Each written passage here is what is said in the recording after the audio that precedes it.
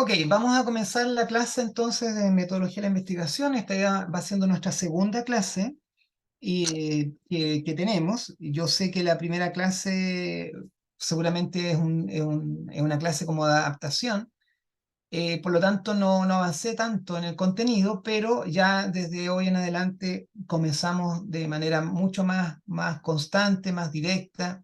Y bueno, la verdad es que también voy a trabajar con ustedes de manera, digamos, lo más rápido que pueda, dentro también, por supuesto, de lo que corresponde. Bueno, eh, a diferencia de la semana pasada, hoy día hay otros estudiantes que se han integrado a la clase, que no estuvieron, ¿cierto?, el miércoles pasado. Así que voy a hacer una muy breve presentación. Mi nombre es Robinson Candia, seguramente aparece ahí en el portal del instituto, donde ustedes ingresan. Yo trabajo para el Instituto Diego Portales hace ya varios años y el ramo de metodología de investigación también lo llevo haciendo hace un tiempo importante en realidad, para este instituto. A pesar de que también he hecho la misma asignatura en otros institutos y en una oportunidad en una universidad. Así que llevo harto tiempo trabajando en el área. Yo soy del área de la educación, no soy del área de la administración, en este caso financiera o he sido contador auditor, tampoco soy constructor civil. Por lo tanto, digamos, hay elementos, hay conceptos que seguramente yo no manejo, sin duda. Pero la verdad es que eso explicaba también a los estudiantes que estuvieron la semana pasada. La asignatura de metodología de la investigación, a diferencia tal vez de las asignaturas que han tenido anteriormente, no es una asignatura que sea propia de la especialidad, sino que es una asignatura más bien que permea todo el currículum, atraviesa, digamos, en este caso, la malla curricular de ustedes. Por eso justamente se produce una fusión, donde hay algunos que están estudiando contador auditor, ¿cierto? Y otros que están estudiando construcción civil. Yo terminé el trimestre pasado, con un curso de geomensores que también estaban mezclados eh, con administración de empresas. Bueno, por lo tanto, lo que quiero decir acá es que eh, se trata de alguna manera de una asignatura que va uniendo distintas carreras, porque normalmente está a final del semestre, con el objeto principal de que ustedes aprendan precisamente de lo que tiene que ver esta asignatura. ¿Y de qué tiene que ver? La asignatura es una asignatura que nos enseña a cómo trabajar científicamente, en el área básicamente de la elaboración de un trabajo de título. En palabras, digamos, más o menos breves, de eso se trata, ¿ya? Se llama metodología de la investigación porque toma la idea de un método, ¿ya? Es un método de trabajo, y un método que se ajusta a una ciencia, ¿ya? En este caso, la ciencia de poder hacer trabajos correctamente. Y aunque ustedes no lo crean, efectivamente, la realización de trabajos tiene que ver con una ciencia, o sea, tiene que ver con un proceso que se va desarrollando a lo largo del tiempo, y sobre eso es lo que nosotros vamos a aprender. Ahora, nosotros vamos a trabajar, les decía también a los compañeros del miércoles pasado, dos grandes temáticas. La primera gran temática, que la vamos a comenzar hoy día, tiene que ver con lo que significa la ciencia, los propósitos de la ciencia, los pasos de la ciencia, qué es lo que es ciencia, qué es lo que no es ciencia.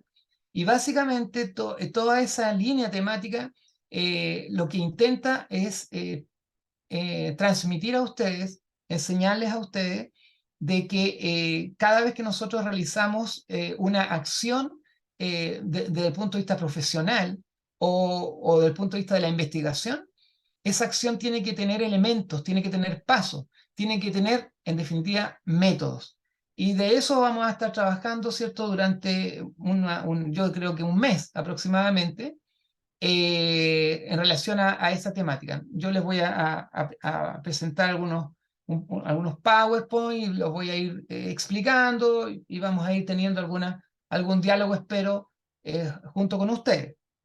De ese primer contenido vamos a hacer un certamen. Es un certamen objetivo, ya donde obviamente ustedes tienen que responder algunas preguntas que tienen que ver con el contenido que yo voy a subir y con las clases que estoy realizando. La segunda parte, que es mucho más extensa, mucho más larga, tiene que ver ya derechamente con el trabajo de título propiamente tal. No con el que van a presentar a ustedes necesariamente, no necesariamente con el que van a presentar una vez que egresen, una vez que terminen la asignatura, sino que más bien se trata de como una especie de ensayo, de preparación, de modo que cuando llegue el momento, que posiblemente va a ser el próximo año, ustedes estén preparados, sepan qué hacer, cómo hacerlo, cómo hacer un título, cómo hacer objetivos generales, cómo hacer objetivos específicos, cómo justificar, cómo citar, cómo hacer, qué sé yo, una buena bibliografía, en qué consisten las normas APA, qué sé yo, con qué se consideran los antecedentes generales, cómo se tienen que realizar los resultados. Todos esos elementos son los que vamos a trabajar y es más extenso. Y sobre esa segunda parte, como es más larga, nosotros vamos a tener 2 certámenes. En definitiva, nosotros vamos a tener 3 evaluaciones.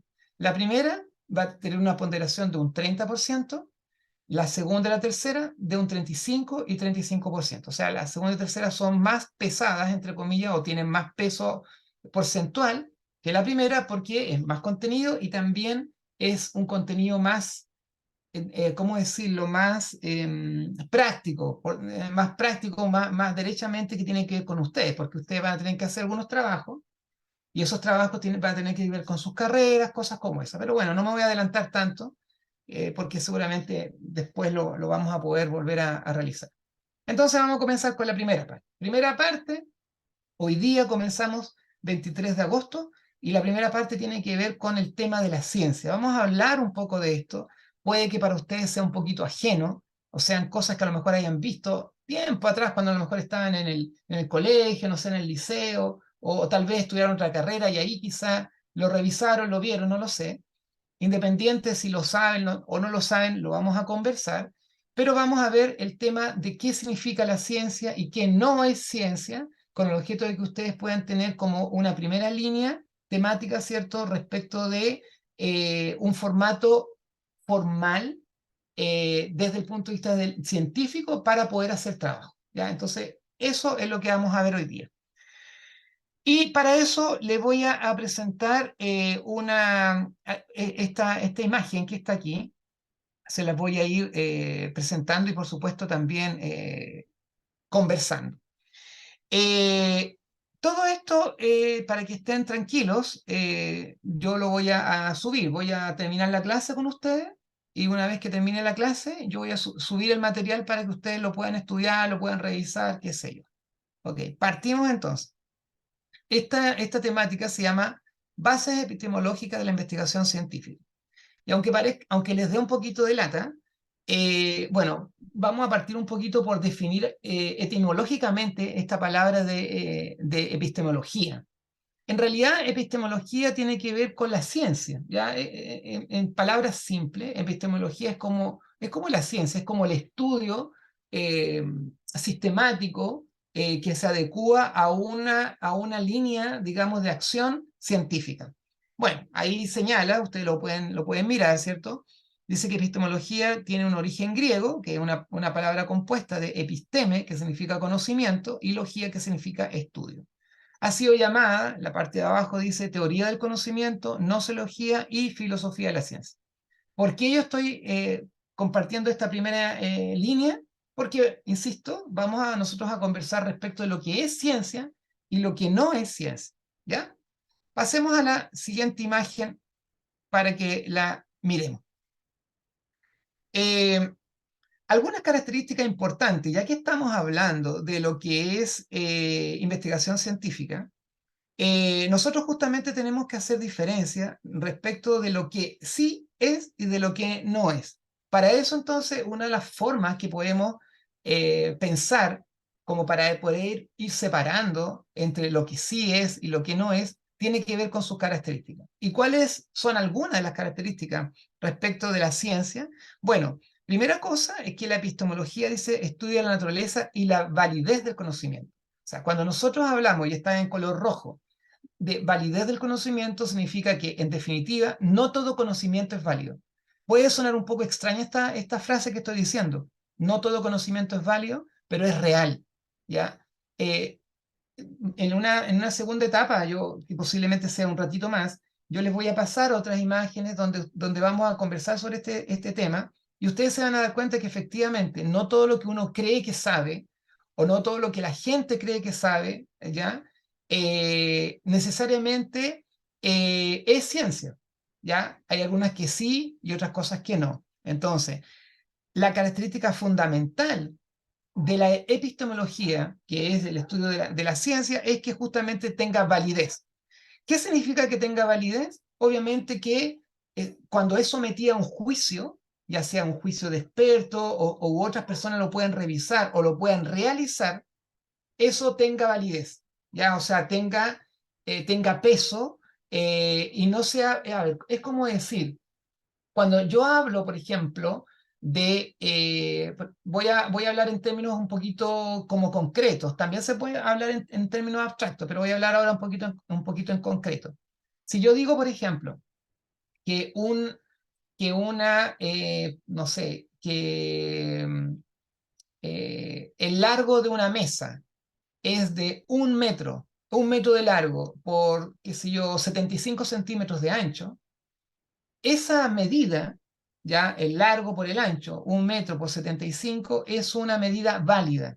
¿Por qué es válida? Porque yo, por ejemplo, puedo entregar la altura, el ancho, ¿cierto? El largo, qué sé yo, el tipo de madera y todo lo demás, y ustedes o cualquier persona o cualquier maestro va a entender y va a comprender y puede armar esa mesa. Uno se la imagina automáticamente y si yo le dijera que hay que construirla, posiblemente se va a poder construir si las medidas están correctas. Ese es un ejemplo de lo que es validez. Significa que lo que yo digo acá se interpreta de la misma manera en cualquier parte. ¿Ya? Aquí, qué sé yo, en otro país, en otro momento, en otro momento histórico, si ustedes quieren, eso significa que tiene validez. Cuando la situación cambia, cuando hay algo que no tiene validez, es cuando alguien entrega un discurso o dice algo y ese discurso no es entendido de la misma manera por todas las personas. La interpretación que se hace de lo que yo digo, algunos lo entienden de una manera y otros lo entienden de otra manera. Eso significaría que habría que fundamentar mejor para que aquello que yo expongo tenga validez. Si no, deja de tener validez. Por eso es tan importante también, sobre todo, por ejemplo, en las evaluaciones. Cuando ustedes tienen evaluaciones, es súper importante que ustedes sientan que lo que responden o lo que el profesor les enseña o la profesora les enseña sea válido. Es decir, no que algunos digan, oye, yo pensé que era esto y otro, yo pensaba que esto otro, no, es que el profesor explicó de esta manera y otro diga, no, es que el profesor en realidad lo que quiso decir fue esto.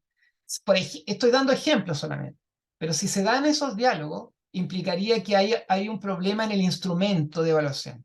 Yo también he hecho, digamos, cursos respecto de los instrumentos de evaluación. Y muchas veces la construcción de esos instrumentos carece de validez justamente por esto que yo estoy señalando. Es decir, la interpretación que se hace de lo que se supone que todos entendemos no es la misma. Cuando llegamos a ese punto, entonces quiere decir que ahí hay un sesgo, hay un problemita, donde a lo mejor esta situación no tiene la validez necesaria. Ahora, ¿cuál es el propósito o cuáles son sus propósitos de esto que nosotros llamamos la epistemología? Los propósitos dice que es distinguir lo que es ciencia auténtica de pseudociencia, entendiendo pseudociencia como aquello que es falso, es decir, lo que a veces la gente dice que es ciencia, pero en realidad es como una especie de disfraz nomás, no tiene ninguna validez, ¿ya? O sea, aparenta ser científico, aparenta ser válido, aparenta ser real, pero la verdad es que lo que lo sostiene pueden ser dichos, pueden ser comentarios, puede ser que a alguien alguna vez se le ocurrió, incluso puede que le haya dado resultado, pero en realidad no tiene absolutamente ningún método científico que compruebe aquello. Entonces, pues, lo que intenta hacer, como dice ahí, es distinguir lo que es real, la ciencia real, de la pseudociencia, la investigación profunda de la superficial, que eso también es súper importante porque podemos todos investigar, pero ¿cuál es la profundidad que tiene esa investigación? La epistemología también lo intenta dilucidar. Y la búsqueda de la verdad, y no solamente un modo de vida, o sea, es como lo que a veces uno piensa que a mí me resulta de esta manera, entonces como me resulta de esa manera, aplico ese elemento para todo. Eso es incorrecto también, porque nosotros lo que tenemos que buscar es la verdad.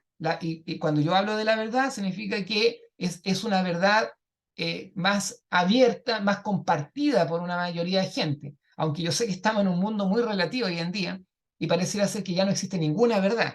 Podríamos entrar en ese plano filosófico, pero la verdad es que no quiero marearlos a ustedes con eso, así es que dejémoslo ahí, ¿no? Ya hay, desde mi punto de vista, hay cuestiones que son verdades absolutas, ya a lo mejor podemos tener diferencias de opiniones, lo cual es válido también, pero por lo menos acá el contenido tiene que ver más que con una discusión filosófica, tiene que ver con una discusión más bien de tipo práctica, ¿ya? Es decir, hay cuestiones que son objetivas y otras cuestiones que son subjetivas, y aquí lo que se está apuntando son a cosas y a elementos objetivos.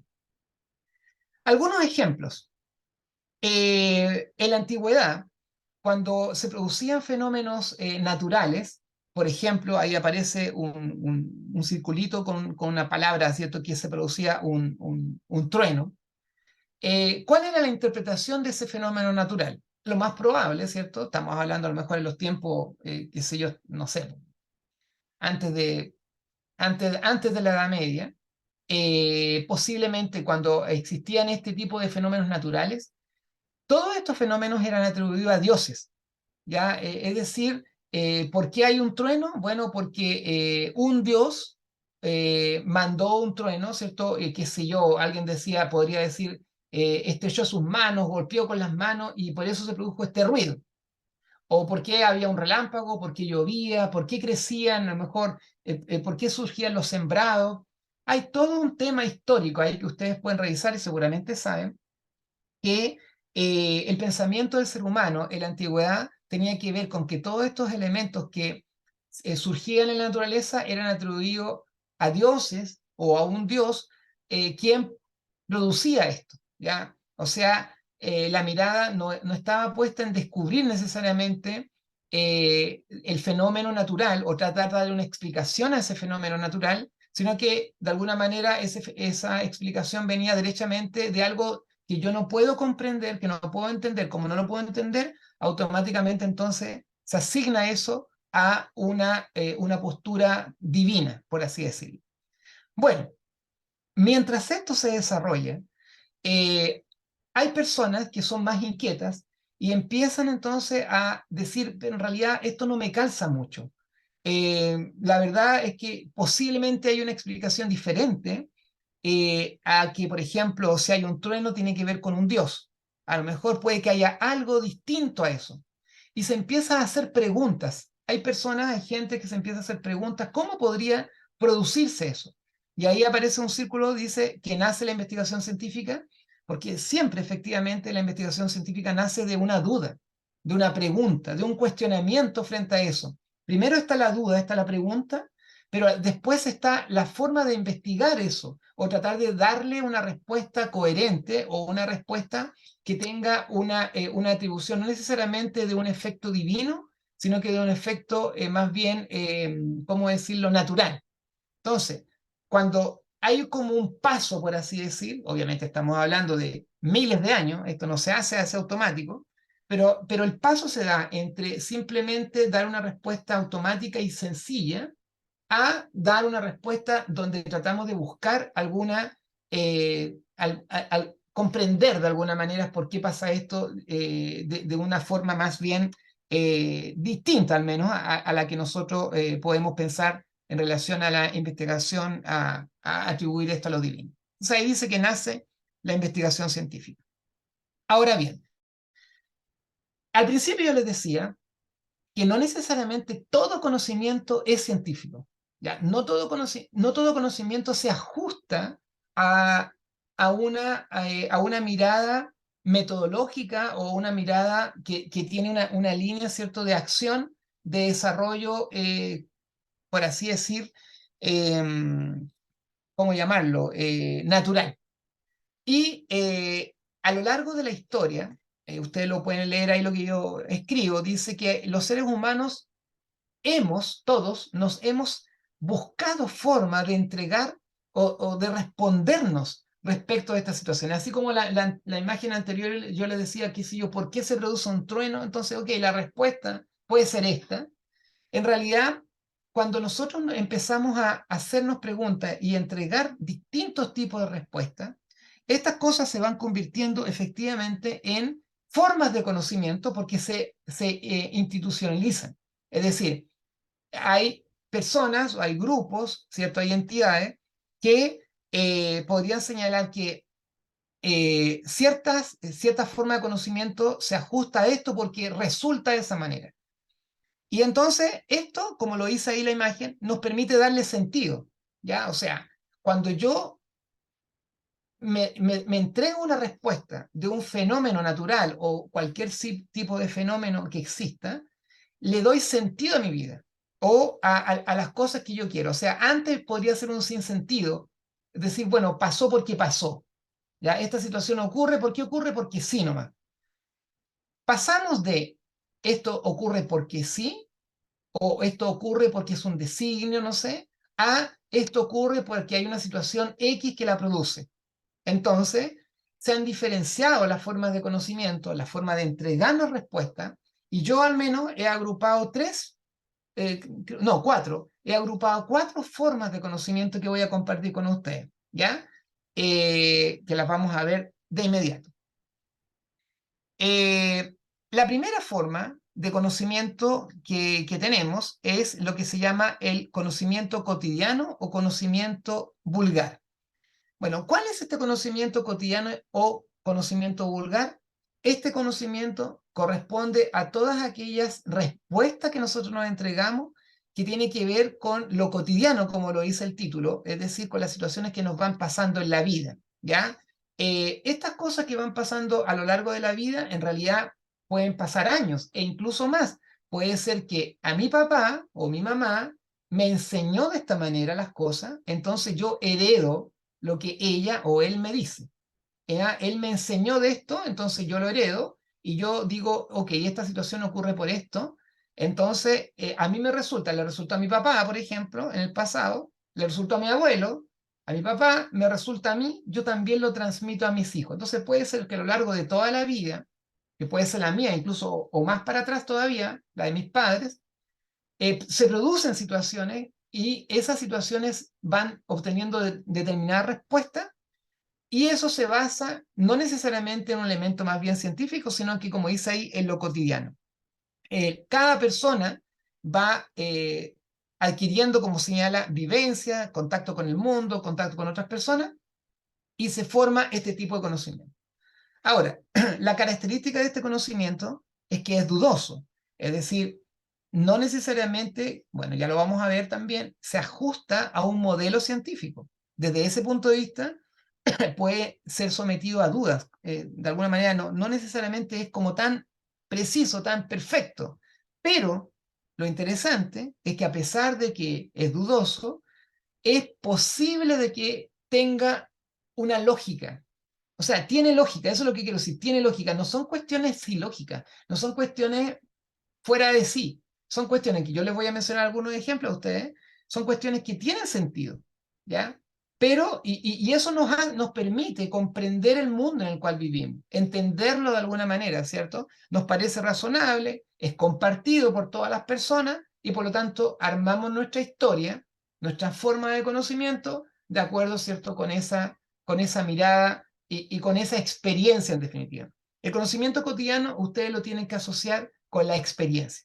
Algunos ejemplos. A ver, no sé, qué sé yo, hay personas que dicen, me duelen los huesos, no sé, me duele el hueso de la mano o me duele la rodilla, entonces probablemente va a llover, se va a echar a perder el tiempo. No sé, ustedes lo han escuchado, o estoy dando ejemplos demasiado de abuelito o abuelita, no lo sé, pero yo lo he escuchado muchas veces, chuta, me duele la rodilla o me duelen los huesos, entonces el tiempo se va a echar a perder.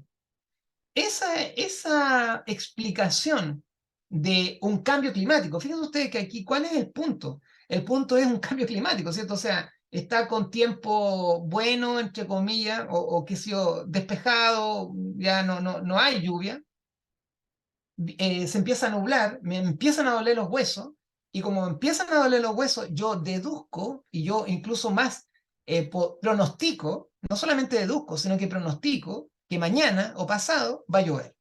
Entonces, la explicación de un cambio climático se da, en este caso, con un conocimiento cotidiano, con un conocimiento plausible para muchas personas, ¿ya? Que tiene un sentido, no es ilógico, no es descabellado, tiene una lógica y está basado en esa línea de experiencia. Yo, por ejemplo, soy de la zona de Concepción. Yo sé que hay aquí algunos que son de Chillán, me parece, y otros también son de Santiago. Parece que también hay algunos de Concepción. Pero bueno, acá, por ejemplo, en la zona, y seguramente ustedes también lo han escuchado, no voy a decir ninguna cosa tan extraña, decimos que cuando hay olor a mar, esa es la frase, hay olor a mar, entonces va a llover. También es como una especie de predicción en relación a un cambio climático en este caso. ¿Ya? Y eso ¿es plausible? ¿Es posible? Sí es posible, ¿cierto? O sea, no es una cosa loca, disparada, absurda. Es una cosa que posiblemente en la mayoría de los casos resulta, es efectivo, ¿ya? Pero no tiene una fundamentación científica.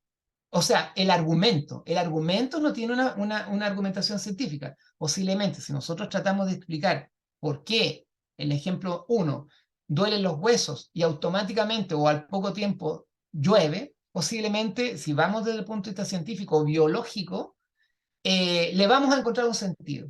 Pero obviamente la gente no está pensando en la biología cuando dice me duelen los huesos, va a llover. Está pensando simplemente en tratar de entregar algún tipo de respuesta, ¿cierto? Que se basa en la experiencia. Ese es el tipo de conocimiento cotidiano o conocimiento vulgar. Como dice ahí, se basa en el entorno, es adquirido a través de la experiencia, tiene que ver con, en el fondo, con lo que nos ha pasado o nos ha pasado hacia atrás y que nos permite de alguna manera pronosticar y eventualmente dar un paso respecto, dar una explicación de las situaciones que van ocurriendo. Ya hay muchos ejemplos que se pueden entregar en relación a este formato de experiencia. Ya seguramente usted, en realidad uno lo usa todos los días. No sé, qué sé yo, toma el auto o viaja en biotren o viaja en bus o viaja en micro, en lo que sea, considerando, por ejemplo, que va a haber un taco a tal hora, ¿cierto? O sea, si yo salgo después de tal hora, voy a llegar a tal hora. Hago un pronóstico de tiempo, ya tiempo lineal me refiero, pero ese pronóstico lo hago en base a la experiencia que tengo, simplemente, ¿ya? Obviamente, insisto, si pudiéramos llevarnos a un plano científico, habría toda una experiencia, qué sé yo, una explicación. Pero uno no está pensando en eso cuando está trabajando o está pensando en lo que llamamos esta primera forma de conocimiento. La segunda tipo de conocimiento, la segunda forma de explicarnos este mundo, la segunda forma de poder decir, ok, estas cosas pasan por esto, tiene que ver con lo que se llama conocimiento revelado o religioso.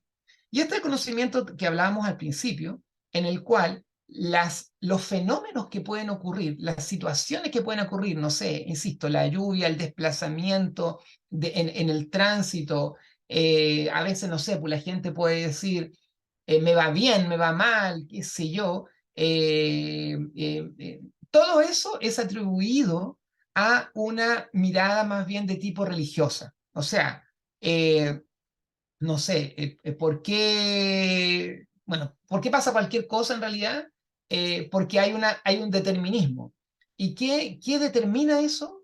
Dios. Dios determina que esto ocurra. Desde ese punto de vista estoy hablando de determinismo. Es como decir, yo no tengo voluntad, sino que todo lo que pasa, la voluntad es de un ser divino. Alguien superior a mí y superior a todos determina que las situaciones ocurren de esa manera. Entonces, esa es otra forma de explicarnos por qué pasan las cosas simplemente. ¿Ya? ¿Por qué pasan las cosas? Dios las quiso así. ¿Ah? con esto no quiero que ustedes me malentiendan, ¿ya? No quiero que piensen que yo, no sé, esta persona está hablando en contra de Dios. Yo no estoy diciendo eso. Simplemente estoy tratando de colocar sobre la mesa, por así decir, las formas de explicarnos las situaciones que van ocurriendo en la vida. Y esta es otra. Ahora, esas formas normalmente van acompañadas, aparte de una revelación profética, o sea, alguien la dijo, o sea, normalmente hay líderes o hay líderes de alguna manera religiosa, por eso dice una revelación profética, también tiene que ver con libros sagrados, o sea, no solamente hay líderes, sino que también hay textos que señalan justamente que determinadas situaciones ocurren por eso. Entonces hay liderazgo, pero también hay un sustento teórico, entre comillas lo digo, que hace que lo que está ahí no se mueve. O sea, lo que está señalado en ese texto es inamovible. ¿Y por qué es inamovible? Una cosa tiene que ver con la otra. Es porque justamente es una revelación divina. Es una revelación que va más allá de nuestras posibilidades de cuestionamiento. Y por eso también está con color rojo, que no admite dudas. No admite dudas porque yo soy un ser humano normal, un pequeño, una pequeña molécula en esta tierra. Por lo tanto, yo no podría cuestionar lo que alguien superior o un ser superior determine sobre mi vida. No es cuestionable. ¿Ya? Por eso no admite duda, no es posible tampoco ponerlo a prueba. Simplemente esto tiene que ver con un tema de fe. ¿Por qué esto sucede? Bueno, está ahí y hay una, insisto, un formato que señala que es un formato divino y yo me ajusto a ese formato, lo entiendo desde mi punto de vista, ¿ya? Lo comprendo, me adhiero voluntariamente y simplemente toda mi vida entera la ajusto a esta forma de conocimiento, ¿ya? Vuelvo a repetir, yo no estoy hablando en contra de la fe, ni el cristianismo, ni ninguna religión. Por favor, no me malentiendan. Simplemente estoy señalando que son formas en las cuales nos vamos explicando todos, nos vamos explicando por qué suceden las cosas. ¿Ya? Ok, vamos al tercero. El tercer tipo de conocimiento es el llamado conocimiento filosófico. Y en realidad el conocimiento filosófico y el conocimiento científico son hermanos. Ya lo vamos a ver un poquito más adelante. Van siempre de la mano. ¿Por qué? Porque el conocimiento filosófico tiene que ver con la reflexión. Un poquito tal vez lo que estamos haciendo ahora. Yo estoy hablando, yo espero que ustedes me estén escuchando. Eh, Siempre me hago el mismo cuestionamiento. Espero que estén ahí, pues, o sea, y no que hayan encendido la clase y que pase la clase luego. Yo de verdad espero que me estén escuchando y que, no sé, estén conmigo ahí en cierto sentido. Sí, profesor, estamos por aquí. Muchas gracias, Gabriel. Gracias por la retroalimentación. Se Sí, pasó. profe, acá estamos. Sí, profesor, acá Gracias, estamos. Andrea. Muchas gracias, muchas gracias. Bueno, esta forma de conocimiento, de reflexión, qué sé yo, nace justamente esta idea de la filosofía, nace del pensamiento, o sea, es como que en un punto determinado, el ser humano ya no le bastó atribuir todo a situaciones externas a él, es como determinantes para él, sino que trató de explicarse por qué pasan esto a través de un método, como señala ahí, a través de una metodología. Empezamos a pensar la existencia humana a través de alguna situación que va más allá de simplemente un determinismo. Entonces, y es interesante lo que está ahí con color rojo, porque dice que originalmente abarcaba o comprendía el conocimiento acerca de toda la naturaleza humana. O sea, cuando uno hablaba de filosofía, todo tipo de conocimiento era filosofía.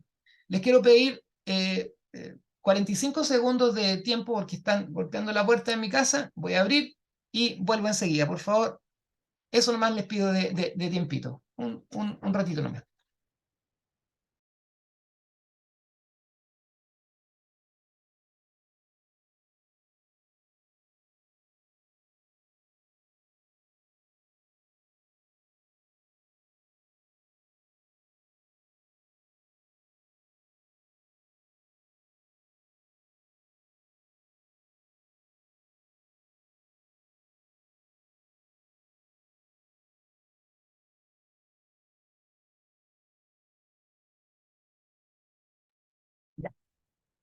Les decía entonces que en un principio, cuando uno hablaba de filosofía, como sale aquí, eh, todo tipo de conocimiento era filosofía. O sea, hoy día, si es siglo XXI, nosotros decimos, bueno, filosofía es una carrera, ¿cierto? Alguien estudia, va a la universidad y estudia filosofía.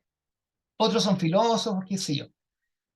Pero cuando esto parte, cuando empieza el tema del conocimiento, de la búsqueda de la verdad, eh, cualquier búsqueda de la verdad, traten de tomar en cuenta esa frase, búsqueda de la verdad. Cualquier búsqueda de la verdad comprendía la filosofía. O sea, doy ejemplo. Si yo trato de descubrir, por ejemplo, por qué corre sangre, por qué por nuestras venas corre sangre, por qué el ser humano, piensen ustedes eso, empecemos a hacernos preguntas, ¿por qué el ser humano por sus venas corre sangre? Y si yo me hago un corte, por ejemplo, en mi mano, qué sé yo, en cualquier parte de mi cuerpo, sangra. Y yo me hago la pregunta y encuentro una respuesta, eso, cada vez que yo me hago una pregunta del área que sea, de la línea temática que sea, era una reflexión filosófica. Por lo tanto, hoy en día, por ejemplo, cuando hablamos de la biología o hablamos de la medicina, con estos ejemplos que yo le estoy entregando, nosotros le decimos, bueno, esa es un área, pero en su origen, toda reflexión era filosofía. Y eso lo puedo llevar a cualquier plano, no sé, lo llevo, por ejemplo, al plano de las matemáticas o al, qué sé yo, por qué se construye, no sé, por qué determinado puente, por ejemplo, tiene determinada consistencia si yo ocupo estos materiales y al revés, si no los ocupo o los ocupo de manera incorrecta, es probable que esa construcción se venga abajo. Yo me hago la pregunta, ¿cierto? Y seguramente, si me doy una buena respuesta, voy a construir buenos puentes para que no se caigan. Bueno, en un principio, eso también era filosofía, porque son preguntas que uno se va haciendo. Y eso, insisto, dentro de todo el plano, o sea, el plano de la música, el plano del arte, eh, toda reflexión filosófica tenía, ¿cierto?, una línea y de ahí nace de alguna manera la ciencia en general. Por eso, quizás ustedes han escuchado en alguna oportunidad, no sé si lo han escuchado, pero hay un dicho que dice que la filosofía es la madre de todas las ciencias. De ahí viene. O sea, de esta reflexión surge todas las especializaciones. Y por eso ahí señalan el punto tercero, que en medida que la filosofía y los filósofos fueron descubriendo las leyes de la naturaleza, se fueron separando de la filosofía para construir cuerpos, sistemas o conocimientos independientes como disciplinas autónomas. O sea, hoy día nosotros diferenciamos todas estas disciplinas, pero en un principio todas esas disciplinas están encerradas, por así decir, o están dentro de la gran línea que nosotros llamamos filosofía. La filosofía representa la búsqueda del conocimiento. Por eso yo les decía que entre la filosofía y el conocimiento científico son muy hermanos, muy cercanos, porque la filosofía es como un paso anterior al conocimiento científico. ¿Por qué? Porque la filosofía busca la verdad, las grandes verdades, los fundamentos del universo. Cada vez que la gente ya empezó a plantearse por qué pasaban las cosas de una manera más metódica y sistemática, como dice ahí, a través de una reflexión, entonces esto se fue como perfeccionando para convertirse luego en lo que llamamos hoy día conocimiento científico. Por lo tanto, pasamos al cuarto y último forma de conocimiento. ¿Cuál sería justamente el que nos convoca hoy día en la clase de metodología de la investigación, y el que nos va a hacer, de alguna manera, responder algunas preguntas más adelante, ¿cierto? Cuando nosotros tengamos, qué sé yo, una forma en cotejar este tipo de conocimiento que yo estoy compartiendo con ustedes. Nace el conocimiento científico que es considerado como lo verdadero. O sea, aquí hay como un recorrido, por así decir, de la forma de conocimiento, y ya esto es como lo que se considera como lo verdadero. O sea, lo anterior sería conocimiento, pero sería un tipo de conocimiento con debilidades, por decirlo de alguna manera, con falencias. En cambio, cuando llegamos al conocimiento científico, el conocimiento científico se considera a sí mismo como el conocimiento verdadero, ¿ya? Como una verdadera descripción o explicación de la realidad existente. O sea, eh, ya no atribuimos las situaciones a la experiencia, no lo atribuimos, por ejemplo, a divinidades, ni tampoco necesariamente a una reflexión filosófica, si bien está cerca, pero no es exactamente el conocimiento científico, sino que ya podríamos decir que esto llegamos a un punto donde la situación ya se da y se define. Ahora, este tipo de conocimiento, el que estamos viendo, el que estamos entrando y que nos vamos a mantener durante, yo creo que un mes, más o menos hablando, señala que está abierto a la revisión. O sea, eh, eh, lo que hoy se considera real, o incluso como está escrito allá en color rojo, como verdadero, no necesariamente va a ser verdadero en 5 años más o 10 años más. ¿Ya? O sea, es interesante eso también, porque una característica del conocimiento científico es que está abierto, no es cerrado, no es que como que aquí se dijo lo último, ya se cerró aquí el conocimiento, ya, no sé, vamos a decir que esto es de esta manera y ahora nadie va a poder seguir investigando porque aquí se cierra el conocimiento. No. Una característica súper importante del conocimiento científico es que está abierto, ¿cierto?, a la revisión. Y ahí justamente se presenta una situación bastante extraña, por decirlo de alguna manera, o contradictoria, como sale ahí. ¿En qué sentido? En que es como decir que lo que yo considero hoy día verdadero, ¿ya? Y que tal vez mañana, o por decirlo, no sé, mañana, en un año más, o un poco más adelante, ya va a tener otra verdad, entonces significaría que lo que hoy digo como verdadero, y mañana digo como más verdadero, o esto es realmente lo verdadero, elimina, entre comillas, o convierte en falso lo anterior. No sé si logro hacerme entender en realidad, puede ser un poquito enredado, pero aquí está la contradicción, este es como un juego, es una cosa así que se mueve en el sentido de ir pensando que por muy científico que sea, eso es lo que quiero decir, por muy científico que sea y por muy verdadero que uno crea que las cosas son, no necesariamente eso que hoy considero verdadero, mañana va a ser verdadero. ¿Ya? ¿Por qué? Porque la ciencia sigue avanzando y las cosas se van explicando de manera diferente. Y esto se ha dado a lo largo de toda la historia del ser humano, ¿cierto?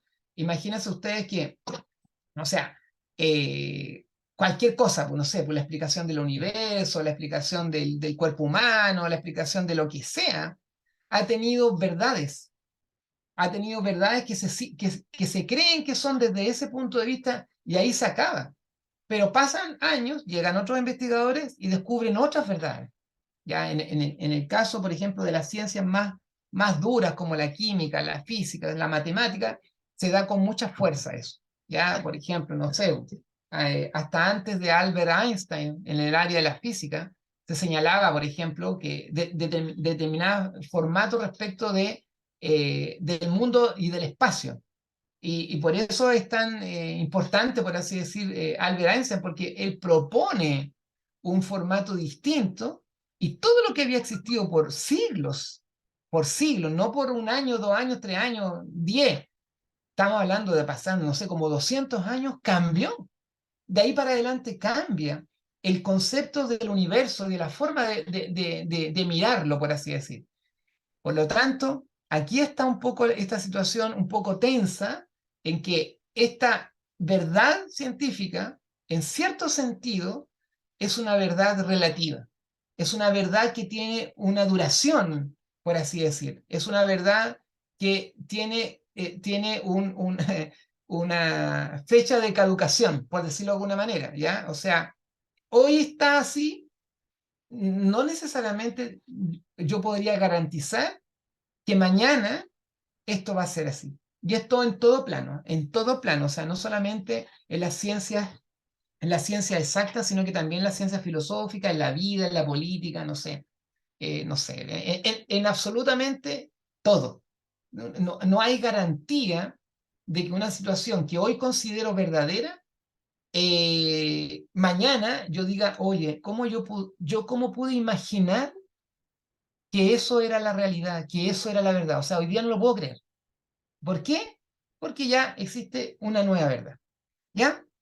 ¿Cuál es su fortaleza? Que permite que se estén haciendo, como dice ahí, continuas correcciones. Yo digo algo, lo corrijo. Y se va aportando para mejorarlo y hacerlo más cierto a la nueva realidad que ocurre, ¿ya? La nueva situación que va pasando. Bueno, ahí están esos 4 tipos de conocimiento, ¿cierto? Que son importantes que nosotros lo revisemos, ¿ya? Lo miremos. Lo resumimos. Tenemos el conocimiento cotidiano, que tiene que ver con la experiencia, lo que la experiencia me va enseñando y yo voy aprendiendo a través de, heredando, por así decir esto. También está el conocimiento religioso como el segundo, que más bien es como una declaración impuesta, entre comillas, para mi concepto, mi idea, mi mirada de mundo. Está ya acercándonos un poco más a la reflexión filosófica, que trata de justamente de explicarse las cosas, pero todavía no tiene respuesta. Y luego ya pasamos al último que llamamos conocimiento científico, que se considera como la verdad. Pero esta verdad es una verdad entre comillas, porque es una verdad que tiene también un plazo de duración. Esa verdad puede cambiar. No significa que lo anterior sea falso, podría ser tal vez. Podría ser falso, sí. Por eso, porque tenemos una nueva verdad. Ahí estarían estas 4 formatos, digamos, de ciencia. Ahora, nos quedamos con el último, porque vamos a seguir de aquí para adelante y no nos vamos a salir más de la ciencia. Nos quedamos con el último, la ciencia. Y fíjense ustedes que esta ciencia es una ciencia que también varios autores señalan que ha sido mal entendida. Hay algunos que, bueno, asocian la ciencia con, dice ahí, seres de laboratorio, delantal. O sea, más o menos me coloco un delantal blanco, me convierto en científico. ¿Ya? Por decirlo de alguna manera. O gente muy brillante. ¿Dónde está la ciencia? Bueno, en gente muy inteligente. ¿Ya? Ellos son de la ciencia, pero yo no soy de la ciencia. ¿Ya? O los que tienen mucha tecnología, esto es complejo, no sé, es difícil de entender, o una ingeniería muy, muy, muy aparatosa. Entonces, ellos o ellas podrían ser representantes de la ciencia. Pero acá dice que esto es un estereotipo, o sea, es una postura, a lo mejor creída por muchos, pero no necesariamente que corresponde a la realidad. De hecho, no corresponde a la realidad. Acá lo que nosotros tenemos que entender que en realidad la ciencia tiene que ver con la explicación de fenómenos. O sea, cuando nosotros hacemos este ejercicio mental de tratar de explicarnos las situaciones, las cosas, por qué suceden, en cierto sentido nos estamos convirtiendo automáticamente en científicos. O sea, estamos tratando de entender una explicación válida, tratando de dar una explicación real a una situación. Cuando hacemos ese ejercicio, pasamos nosotros a utilizar ciencia. Tenemos un conjunto de conceptos o de constructos que los vamos como ordenando y que nos va permitiendo entregar una respuesta. Desde ahí para adelante, digo yo, nosotros damos el primer paso a lo que es ciencia. Ahora, cuando nosotros hablamos de la investigación científica, bueno, lo mismo que lo anterior, un poquito de etimología, de dónde viene la palabra, viene de, cierto, aquí en este caso, investigar viene del latín, que significa vestigio, seguir las huellas, ¿ya? Otro sinónimo dice acá son indagar, inquirir, buscar, etcétera, etcétera, etcétera. Eso es la investigación científica, es como la curiosidad, el deseo, no sé, la persecución de una respuesta frente a estas situaciones. Ahora, existen 2 tipos de investigación, que es la investigación vulgar y la investigación científica, que de alguna manera también se relacionan con lo que yo acabo de explicar, ¿ya? Tienen características particulares, cada una de ellas, las voy a dejar un poquito ahí en remojo, por así decir, todavía no me voy a sumergir en ello. Sino que ahora estoy tratando de cerrar un poco con esto. Cuando hablamos nosotros de la investigación científica, tal como ya lo habíamos señalado, dice que trata de un esfuerzo sistemático de comprender las situaciones que ocurren en el mundo. Y cuando uno habla de un esfuerzo sistemático, ¿ya?, para la comprensión, está tratando justamente, y aquí se relaciona un poco con el nombre de la asignatura, está tratando de tener un método. Porque cuando uno habla de un esfuerzo sistemático, ¿qué es lo sistemático? Lo sistemático es una situación que se va repitiendo en el tiempo. Y la metodología o el método también es algo que de alguna manera se va realizando una, otra, o yo realizo determinados pasos para llegar a esas situaciones y me dan ciertos resultados. Ahí entonces otra vez está enfocada lo que llamamos nosotros la investigación científica. ¿Cuáles son las características? Ya derechamente la investigación científica, algunas de ellas, hay otras, pero aquí por lo menos mencionamos unas 4 o 5, tiene que estar planificada. O sea, si nosotros queremos sentir que estamos dentro de una línea de investigación científica, esa investigación tiene que tener una planificación. Lo voy a asociar automáticamente para no ser tan etéreo, tan volado, por así decir, tan algo como que a lo mejor no tenga nada que ver con usted. Lo voy a tratar de aterrizar a cuestiones un poquito más prácticas. Yo les dije a ustedes que nosotros vamos a ir avanzando derechamente luego al trabajo de título. ¿Ya? Con eso nosotros vamos a ir terminando este ramo, esta asignatura. Bueno, me falta harto todavía para eso, pero bueno. Pero haciendo un símil con eso, cuando ustedes realizan un trabajo de título o empiezan a pensar en su trabajo de título para poder terminar, ya sabes que he estudiado tantos años, voy a terminar la carrera, me falta solamente el trabajo de título de la defensa, que es el último paso que ustedes tendrían que entregar, eso tiene que tener una planificación, ¿ya? O sea, tiene que tener ciertos pasos, ciertas líneas y cierta línea de alguna manera temporal. De hecho, aunque ustedes no lo crean, lo que nosotros estamos haciendo hoy día en este mismo momento, tiene una planificación, o sea, tiene como una visualización futura. ¿Qué vamos a hacer con los estudiantes? ¿Qué van a hacer ustedes? Bueno, tal vez en un año más ustedes van a estar dando su examen de grado, pero eso lo tenemos que planificar. Tenemos que partir por la asignatura, comprender, ¿cierto? De qué significa, cómo es, cómo funciona, para cuando lleguen y ustedes estén frente a una comisión de profesores o profesoras, puedan hacer un buen trabajo. Entonces eso tiene que ver una planificación. Uno tiene que partir, ¿cierto?, desde un punto para poder llegar a otro. En eso consiste la investigación científica. Ahora bien, también tiene que tener instrumentos. Estos instrumentos tienen que, son elementos que nos van a ayudar a que esta investigación surja y tenga resultados positivos y no sean cuestiones, digamos, locas o que no nos den el resultado que nosotros queremos. Por eso, estos instrumentos dicen que tienen que tener criterios de validez, criterios de confiabilidad, criterios de discriminación.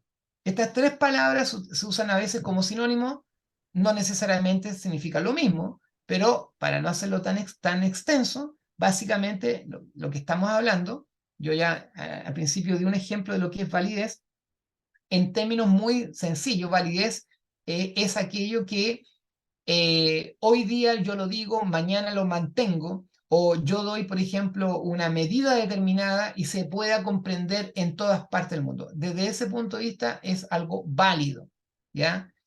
Al mismo tiempo es confiable, porque si es válido, yo confío en eso. O sea, ya es como que cierro mis ojos, ya entiendo, comprendo, ya que tiene validez, se hace confiable para mí. Y en cuanto a la discriminación, aquí no estamos hablando de una discriminación negativa, sino que una discriminación positiva. Yo podría decir, ¿cierto?, que bajo determinadas circunstancias van a ocurrir determinados fenómenos y eso hago una discriminación. No sé, hoy día, por ejemplo, que estamos con tantos problemas climáticos, o sea, efectos de la lluvia y de estas situaciones que ocurrió, uno podría decir, por ejemplo, no sé, la construcción de una casa, ya que entiendo que aquí hay constructores civiles, la construcción de una casa con determinados materiales va a pronosticar, va a señalar que va a tener una durabilidad mínima, voy a inventar, no sé, de 80 años, mínima, 80 años. Si se construye de esta manera, usando estos materiales y este diseño particular, esa casa va a tener una durabilidad de 80 años. Perfecto, está bien, Pero seguramente, y aquí los constructores van a decir, también depende mucho dónde se construye, porque puede que sea en un área, por ejemplo, ¿cómo es el tipo de tierra que tiene? Chile es un país, ¿cierto? Es una extensa línea de tierra, ¿cierto? Larga, larga, ¿cierto? Y podemos decir, bueno, si esta construcción es en el norte, ¿tiene el mismo significado que se construye en el sur? Claramente no, ¿cierto? El clima en el sur y en el extremo sur es muy distinto al extremo norte. Entonces es probable que esa construcción que se pronosticó de una manera en una parte no necesariamente tenga el mismo resultado en la otra parte, a pesar de que tenga los mismos tipos de materiales. Entonces, desde ese punto de vista nosotros hacemos una discriminación. Es como decir, depende de dónde se va a hacer, en qué momento se va a hacer, también por supuesto de qué materiales, pero básicamente tiene que ver con colocar las cosas en un cierto contexto. A eso se refiere con la discriminación. Son requisitos mínimos. Ser original, otra característica de la investigación científica, o sea, no ser una copia, sino que ser el Oh, original, ser creativo, no necesariamente algo 100% nuevo, pero por lo menos que le dé una nueva mirada a lo que se está desarrollando. Otras características es que sea objetiva.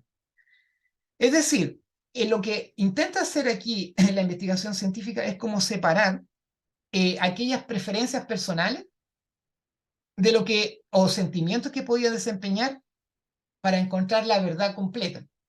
Yo puedo tener muchos pensamientos, muchas ideas, no sé, muchos valores, incluso si ustedes quieren, pero lo que tengo que hacer es tratar de como que alejarme de eso, como separarme, hacer un ejercicio mental y decir, no, en realidad yo voy a dejar esto un poco de lado para plantear objetivamente una verdad o una realidad. En cierto sentido, yo lo estaba haciendo con ustedes. Cuando yo les digo, yo no estoy en contra, por ejemplo, de Dios, por ejemplo. Yo no estoy en contra de Dios, porque cuando hablé, por ejemplo, de conocimiento religioso, uno puede decir, bueno, esta persona está hablando en contra de Dios. No, lo que yo intento es como separar mis propias creencias, mi propia postura, simplemente para entregar un tipo de conocimiento. Un poco eso es objetividad, es cómo separarse de eso, ¿cierto? Para poder plantear neutramente una línea investigativa. Entonces, tiene que ser objetiva. No depende de mí, no depende de mis emociones, no depende de mis valores, de mis creencias, de mis preferencias personales, sino que tiene que ver con algo que es, digamos, que va en una línea independiente.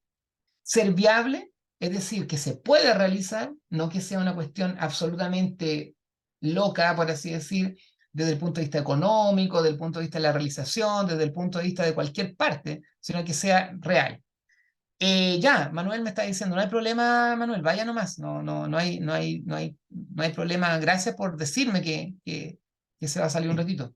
Yo sé que ustedes también tienen sus propias vidas, así que tranquilos con eso, no los voy a, no sé, ustedes ya son grandes y todo lo demás, pues son personas adultas, trabajadoras y estudiantes, así que yo lo entiendo perfectamente. Agradezco que me estén escuchando en realidad y que estén aquí conmigo, pero sé que también tienen sus propias realidades, sus propias vidas y todo lo demás, así que gracias por la deferencia, ¿ya? Gracias por eso. Bueno, eh,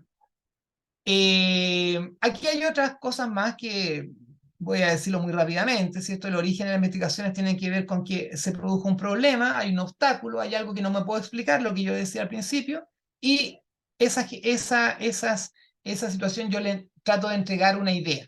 Entonces, las fuentes generadoras de ideas, ¿cómo nace una idea? Bueno, nace de la experiencia, nace a lo mejor de otras investigaciones que yo puedo buscar, nace de conversaciones, nace de observaciones, etcétera. O sea, por ejemplo, llevándolo de nuevo al plano de la investigación, en trabajo de título que ustedes tienen que hacer, uno puede decir, bueno, ¿qué, qué puedo hacer?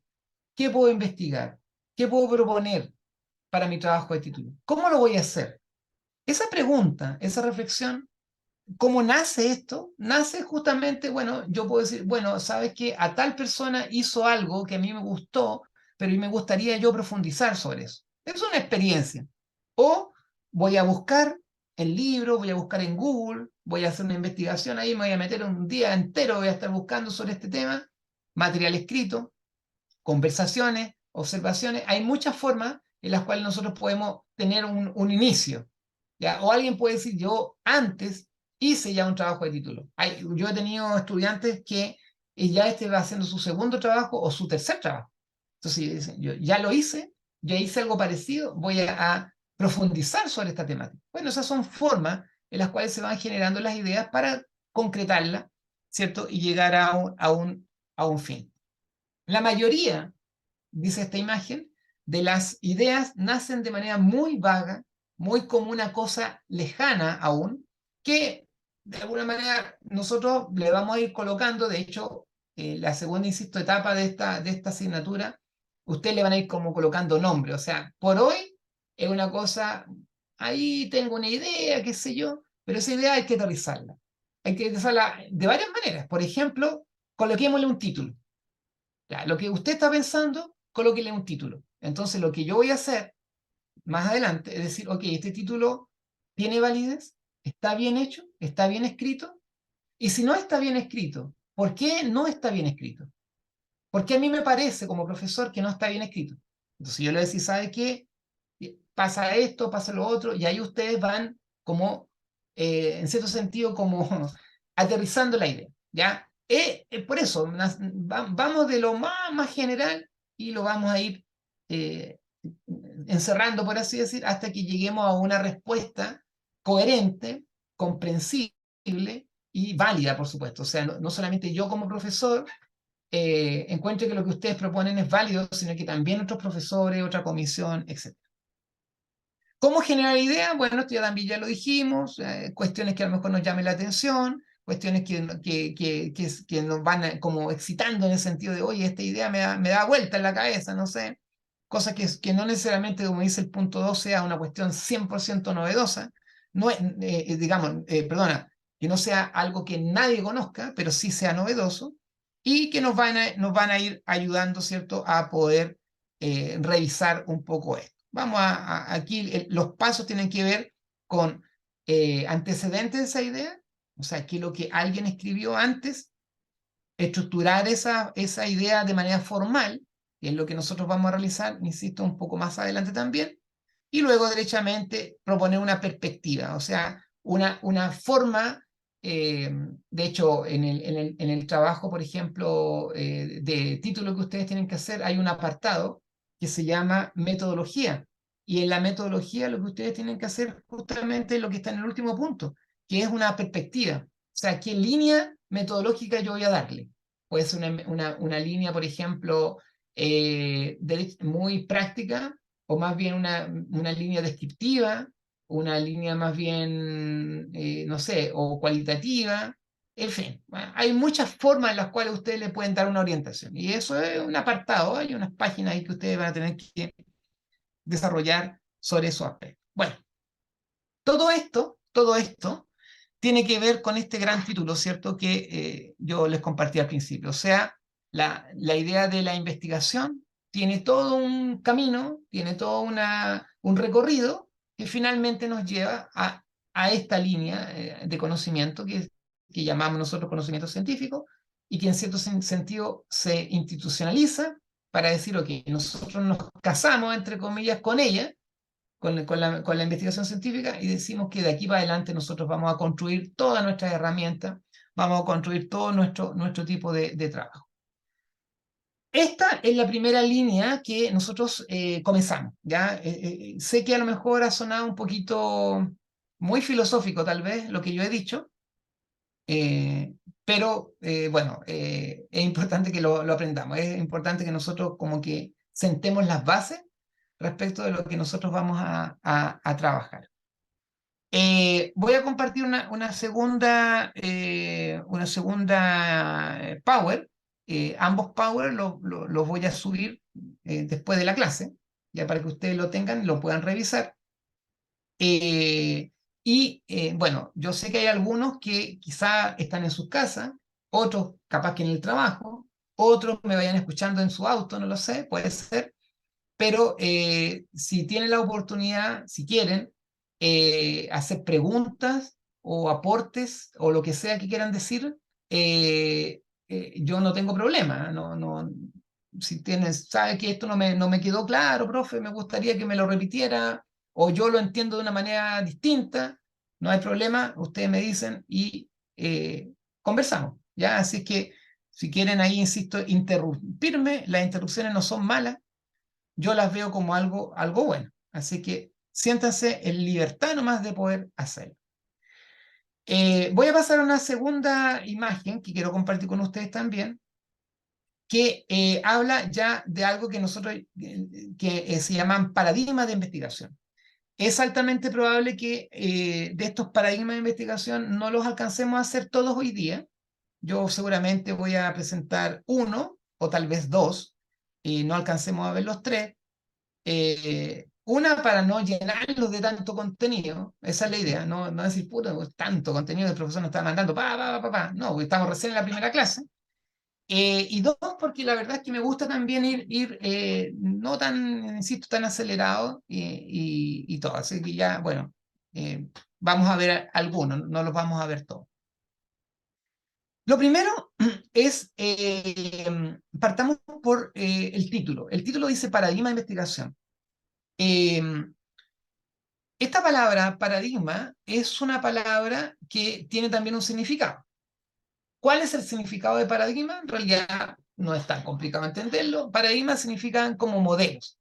Asociamos la palabra paradigma a modelos. Entonces, cuando uno dice paradigma de investigación, y ahí dice positivista, interpretativo, crítico, nosotros tenemos que traducirlo como modelos. Son como formas. ¿Ah? Modelo, un sistema, una forma de poder explicarnos las cosas. Entonces, paradigma es igual modelo. ¿Ah? Por ejemplo, uno podría decir, ¿cuál es tu paradigma político?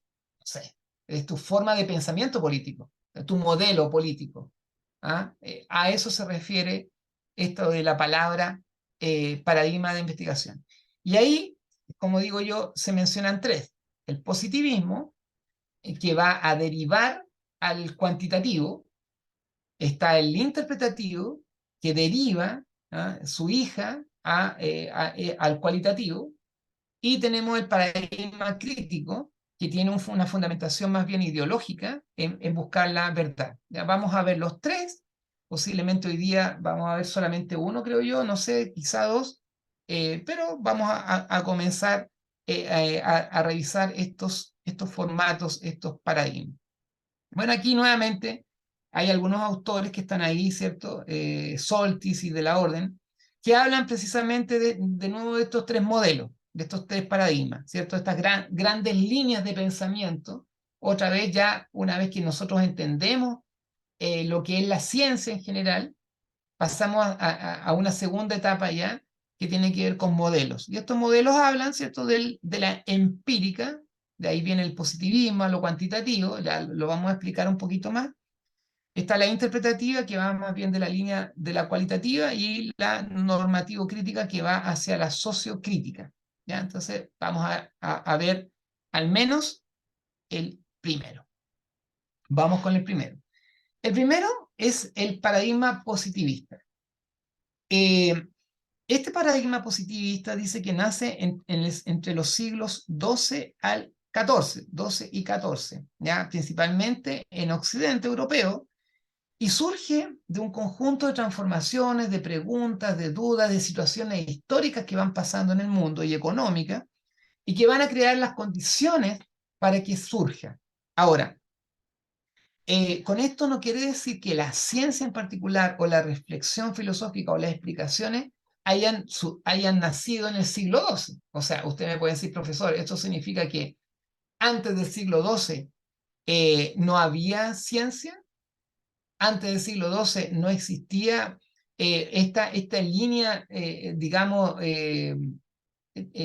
científica, una línea más apartada a lo mejor de esto vulgar o divino.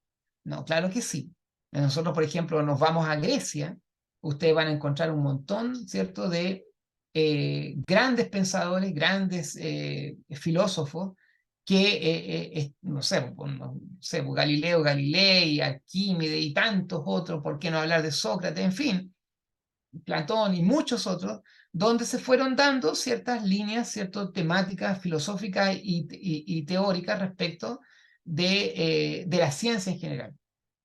Pero cuando esto se formalizó, cuando esto se le dio como nombre, cuando esto ya se centró, fue post, diría yo, Edad Media.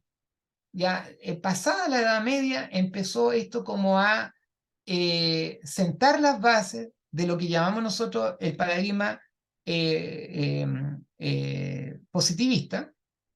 Y como dice ahí, nace en esta línea en la cual nosotros estamos ahora, en este lado en realidad, por así decirlo, que es el occidente, en este caso en Europa en particular, y pasan muchas cosas. Crece la economía, hay pensamiento, hay un desarrollo ideológico, hay desarrollos sociales, la cultura se va dando de ciertas maneras, y toda esta serie de fenómenos sociales que van ocurriendo van impulsando este paradigma positivista. Es como que la gente de ese tiempo, por así decirlo, trata de dar respuesta a las situaciones que le pasan en la vida, ya no desde un punto de vista, en este caso nosotros veníamos saliendo de la Edad Media, no desde el punto de vista de lo que dice la Iglesia en particular, sino que tratando de dar una explicación desde otra mirada, ya no necesariamente que sea opuesta, sino puede ser complementaria o más completa tal vez. Para algunos puede ser más completa. Entonces, se dan ciertos fenómenos y esos fenómenos, ¿cierto? Finalmente producen un poco la posibilidad de que nazca este paradigma que llamamos positivista. Ahora, ¿cuál es alguna de las sustentos teóricos de lo que nosotros llamamos o hoy día se considera como paradigma positivista? Bueno, eh, el paradigma positivista dice que está fuera de nosotros, dice ahí la segunda línea que estoy leyendo, dice que fuera de nosotros existe una realidad totalmente hecha, acabada y plenamente eterna y objetiva. O sea, el positivismo tiene que ver con aquello que, bueno, lo declara acá, es absolutamente objetivo y no hay nada que lo pueda cambiar. ¿Ya? El positivismo nosotros debemos entenderlo como aquello que a sí mismo se ve como algo que no cambia, es una realidad absoluta. ¿Ya? Esto es así y es así, no hay cambio en eso. Eso es el positivismo. Y yo creo, bueno, la verdad es que nuestro mundo en particular, nuestra mirada occidental particularmente, es muy positivista, que no es lo mismo decir positivo que positivista. Positivista me refiero a que en general nosotros somos como muy, tratamos de ser muy objetivos, o sea, cada vez damos menos valor a aquellas cosas que no nos podemos explicar. El valor está por aquello que sí podemos explicar.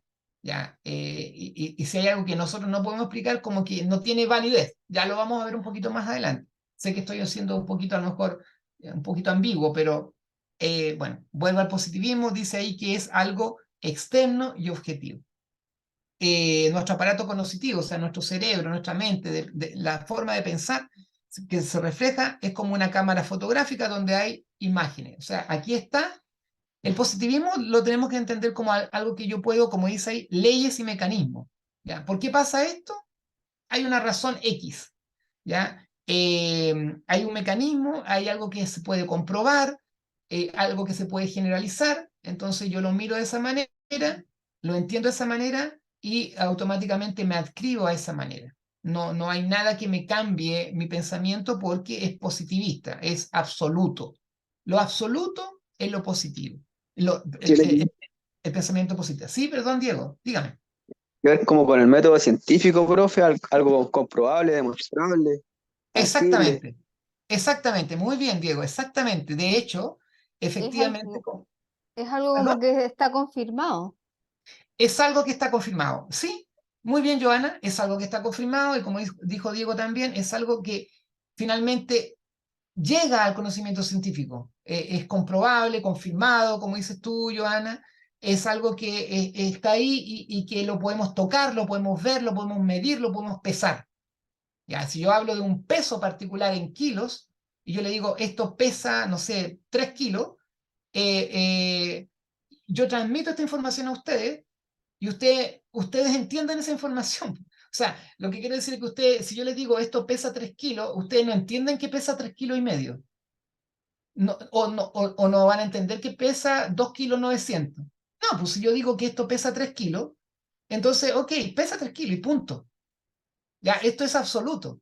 No es relativo, ¿me entienden? El positivismo tiene que habla de cuestiones absolutas, que no tienen una interpretación distinta de lo que yo estoy diciendo.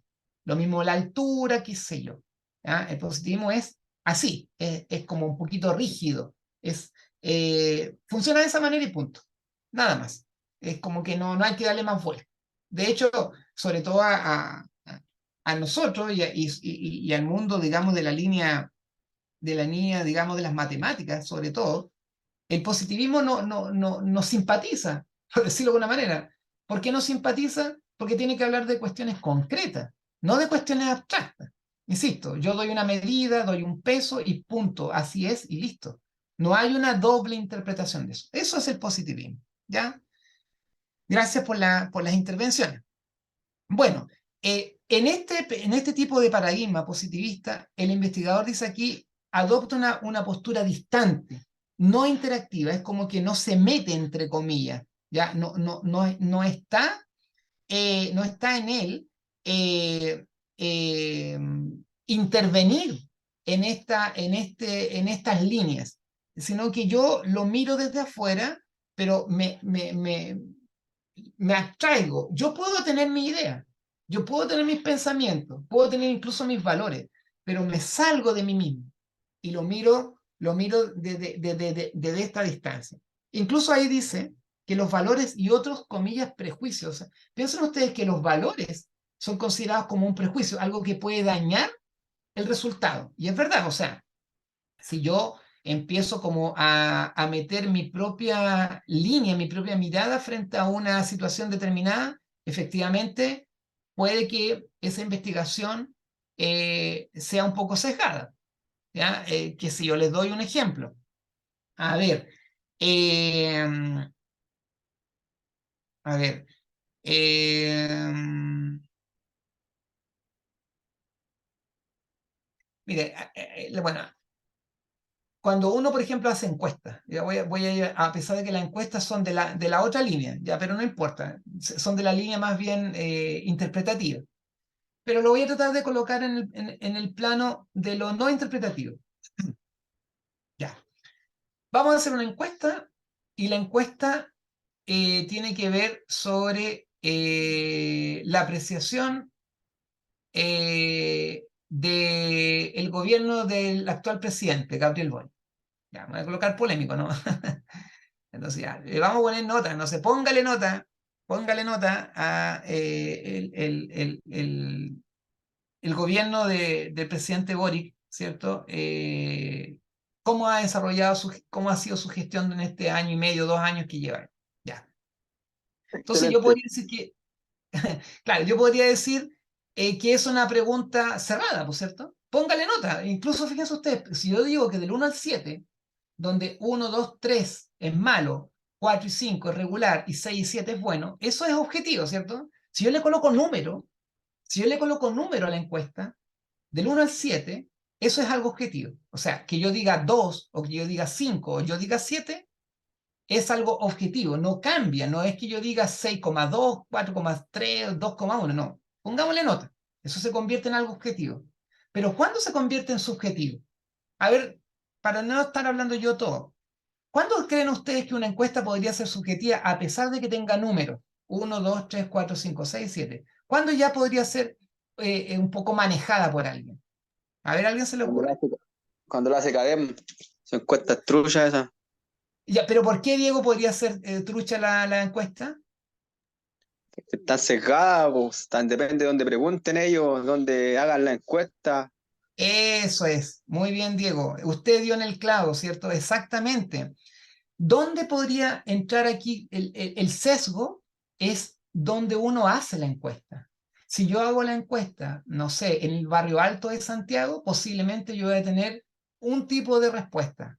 Si yo hago la encuesta en un barrio bajo, otro tipo de encuesta, otro tipo de respuesta. Si yo en fin, esto se maneja, lamentablemente las encuestas, como dice Diego, de alguna manera podrían ser manejadas porque yo le quiero dar cierta intención. Cuando la gente le da cierta intención, o sea, espera una respuesta, puede ser manipulada. Diego dijo sesgada. Yo puedo manipular, a pesar de que yo le coloco números, 1, 2, 3, 4, 5, 6, 7, y esos números son objetivos. No son relativos, son verdades absolutas. Pero cuando yo intenciono la respuesta, automáticamente el resultado de eso podría ser no científico.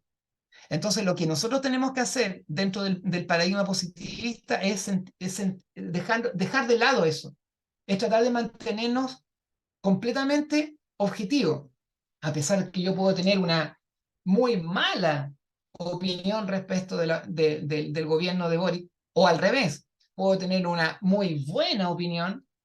Cuando yo hago una investigación científica del paradigma positivista, yo me tengo que abstraer, me tengo que salir de ese pensamiento, de esos valores, de esa línea, para que realmente tenga un sentido ordenado y un sentido válido. Porque si no va a ser, como dijo Diego, trucha, ya inválido, o va a ser válido para cierto sector, pero no para todos los sectores. ¿Se acuerdan cuando yo hablaba de la validez y la confiabilidad? ¿Ya? O sea, validez que para todos sea lo mismo, no para algunos. Entonces, por eso, como dice ahí, y ya me queda poquito tiempo, así es que dice que su objetivo último es predecir y controlar los fenómenos naturales. O sea, yo tengo una respuesta frente a esto y esto me hace predecir algo, es como anticipar una respuesta frente a las situaciones, y eso, cada vez que yo me anticipo, controlo. Si yo ya sé más o menos qué va a pasar, se convierte en esto en una especie de control de los fenómenos naturales. ¿Ya? La metodología más adecuada, dice, es el experimentalismo empírico, o sea, yo voy haciendo ciertas proyecciones frente a este tipo eh, de fenómenos que me van pasando. Se basa en un realismo ontológico, o sea, la realidad, otra vez, hablamos de las cosas súper concretas. La realidad dice existe y se conduce de acuerdo a leyes naturales y mecanismos inmutables. Las cosas son así y punto. Funcionan de una manera, tienen un resultado, podemos hacer una predicción, podemos incluso decir si esto funciona con 10 personas, va a funcionar con 100 personas, por decir algo. O si funciona con una máquina o 10 máquinas, va a funcionar con 1.000.000 de máquinas. ¿Por qué? Porque funciona, si yo la programo, por ejemplo, de esta manera, imagínense cualquier cosa, no sé, pues la estufa. Yo voy a programar una estufa pellet. Esa estufa que está en mi casa y puede estar en millones de casas, va a funcionar igual. ¿Por qué? Porque hay una predicción. Si yo lo hago de determinada forma, automáticamente lo voy a generalizar. Por eso dice ahí que el conocimiento de estas entidades, leyes y mecanismos, formalmente comprobable y generalizable. ¿Ya? Es de esa manera. Algunas cosas más respecto del paradigma positivista. Dice que se produce un cambio con el neopositivismo, o sea, este positivismo va evolucionando, más o menos en la década de los 60, ocurre un cambio, una situación de alguna manera curiosa, porque de ser tan dura, entre comillas, y tan impermeable, va diciendo, oye, en realidad está bien, nosotros creemos esto, pero puede que existan otras respuestas. Es como que se abre un poquitito. El neopositivismo es un poquito más abierto a lo absoluto y da una pequeña abertura, abre una ventana en tratar de explicarnos las cosas desde algo que va más allá de lo puramente objetivo. Y eso es el neopositivismo. Dice ahí que la predicción y el control continúan siendo su objetivo, pero desde un realismo crítico. O sea, hay situaciones, hay realidades que nosotros tenemos que ver. Si bien el mundo real, dice el neopositivismo, se mueve por causa natural existente, para los humanos es imposible percibirlo verdaderamente. O sea, hay cosas que derechamente no las podemos explicar de esa manera, ¿ya? Los investigadores necesitan ser críticos sobre su trabajo a causa de la fragilidad humana, La objetividad permanece como un ideal regulador, o sea, lo que, insisto, lo que es objetivo, lo que es real, lo que es inmutable, pero solo puede ser aproximativo. Y aquí es interesante también porque en la primera parte de la clase nosotros hablamos, por ejemplo, de conocimiento científico. Dijimos que esto puede cambiar. Lo que hoy yo digo que es verdadero, mañana no necesariamente va a ser eso verdad. Entonces, por eso dice que en el fondo nos podemos aproximar. Ya no es tan así como, insisto, cerrado, cuadrado, sino que dice esto es aproximado. ¿Ya? Es como que, por eso digo yo, es como que abre una ventanita en la casa, da un airecito a algo que no necesariamente es tan exacto. Metodológicamente destaca la multiplicidad crítica, reajusta los desequilibrios haciendo una investigación en situaciones más naturales, usando métodos cualitativos, o sea, se abre a lo cualitativo, y que ya lo vamos a ver seguramente en la próxima clase, y reintroduciendo el descubrimiento. O sea, aquí hay una pequeña diferencia entre el positivismo y el neopositivismo. El positivismo es más duro, más rígido, ¿ya? Y si tú no lo puedes comprobar o no lo puedes explicar, es como que te vas negando eso. El neopositivismo son hermanos, están muy unidos, pero el neopositivismo abre la posibilidad a que hayan otras explicaciones, otras formas, incluso habla hasta de lo cualitativo para poder explicar un fenómeno. ¿Ya? Denme un segundito. Denme un segundito, por favor.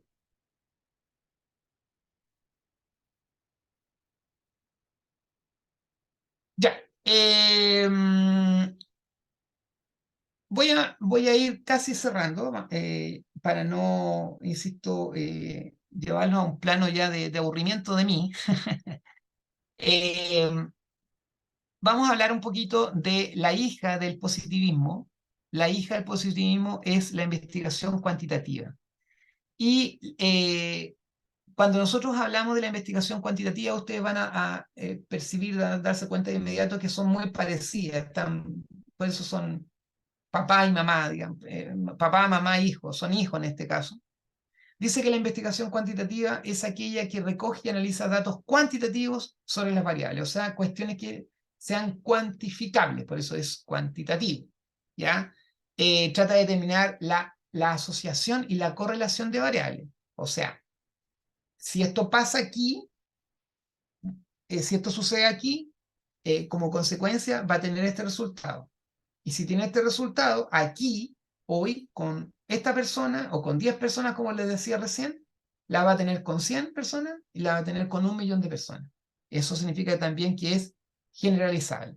Hay una asociación, hay una correlación y hay una generalización. Todo va como muy un paso, otro paso, otro paso. Eso es lo cuantitativo.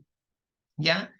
Hay resultados objetivos, por ahí alguien habló, que creo que dijo también Joana, en lo que es, lo que se da, lo que no cambia.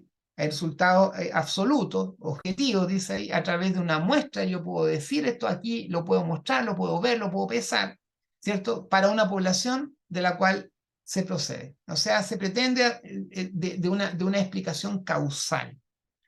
Esta investigación cuantitativa eh, trata de trabajar con el mayor cantidad de casos posibles, ¿ya? O sea, la investigación cuantitativa no es algo que uno o el investigador haga con 2 personas, por decir algo, o con 10 personas, sino que la investigación o el investigador más bien de tipo cuantitativo trabaja con unas muestras grandes, ¿ya? Grande cantidad de objetos, por así decirlo. Dice ahí el mayor número posible. ¿Para qué? Para describir y determinar características generales y externas. Aquí no nos importa, entre comillas, la investigación cuantitativa, no nos importa el detalle, sino que nos preocupa que esto se pueda entender globalmente. No el 1, el 2 y el 3, sino que la globalidad. Se centra en aspectos susceptibles de cuantificar, de ahí viene su nombre, cuantitativo. Busca la objetividad, ya lo hemos repetido en varias oportunidades, lo mismo que el paradigma, ¿cierto? Positivista, basada en el método, en los instrumentos. La verificación experimental de la hipótesis, ya que lo vamos a ir viendo después, exige un tratamiento estadístico de datos, o sea, aquí tenemos que entrar a gráficos, números, barras, qué sé yo, la certificación de la observación, o sea, no es que yo diga que algo pasa, ¿cierto? Sino que eso que yo digo que algo pasa tiene que ser certificado. ¿Y cómo se certifica? Con un gráfico. Por eso cuando ustedes hagan su trabajo de título van a tener que poner gráfico, porque es como que colocar el gráfico y yo explico qué sale en el gráfico, ya sea de tabla, un gráfico de barra, un gráfico circular o lo que sea que ustedes utilicen. Entonces, eso es como que certifica, da una idea, ¿cierto? Da una imagen, la imagen es poderosa, ¿cierto? Porque ya no son solo palabras, sino que esa palabra que yo digo es certificada a través de un dato concreto. Y ese dato concreto se traduce en número, y ese número se traduce en un gráfico. Esa es la idea, ¿cierto?, de la investigación cuantitativa. Exige, y con esto ya estoy terminando, básicamente operacionalizar variables, aleatorizar, o sea, que sean aleatorias o en cualquier parte las muestras y aplicar diseños experimentales. Ya vamos a ver cuáles son los diseños experimentales básicamente. Quiero quedar hasta aquí, considerando también que en nuestra casi primera clase, si bien partimos la semana pasada, pero en realidad hoy día ya derechamente nos metimos en materia. Y quiero llegar solamente hasta la investigación cuantitativa, que es el primer tipo de paradigma, el paradigma, es cierto, objetivo, el paradigma más bien de tipo positivista. Entonces, vamos a ver los tres, pero hoy día solamente quiero llegar hasta el primero.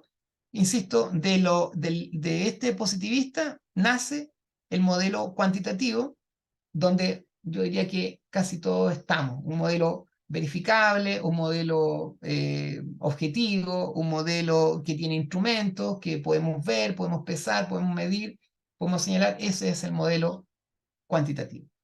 No sé si hay alguna pregunta, algún aporte de parte de ustedes. Les cedo la palabra.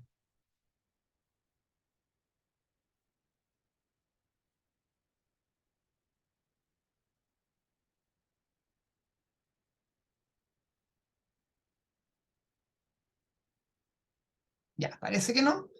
Ya no hay problema, poco a poco vamos a ir entrando en confianza y a lo mejor ahí ustedes van a tener otras opiniones. Ah, por ahí alguien escribió. Ah, Francisco, dice yo que claro, muchas gracias. Ya, gracias también Francisco por su aporte ahí, sus palabras ahí a través del chat. Está bien. Ok. También David, por mi parte dice no tengo preguntas. Muy bien, gracias David también. No hay problema. Gracias a todos ustedes.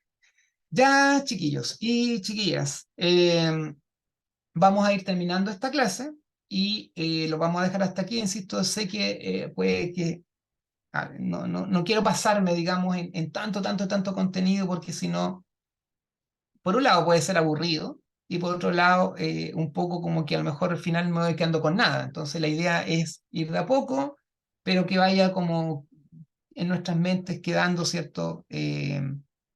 Algo más importante. Gracias, Karina, también por lo que escribió usted.